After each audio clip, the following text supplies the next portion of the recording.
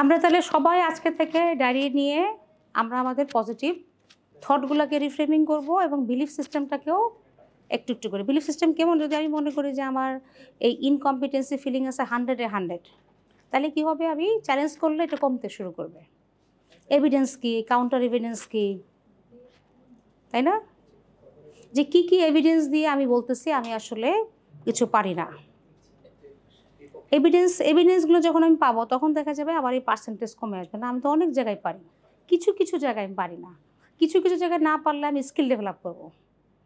Skill develop করলে আমার কিন্তু আরও কমে আসবে। সবশেষে দেখা যাবে যেটুকু আমি পারি না এটুকু সবার জন্যই প্রযোজ্য।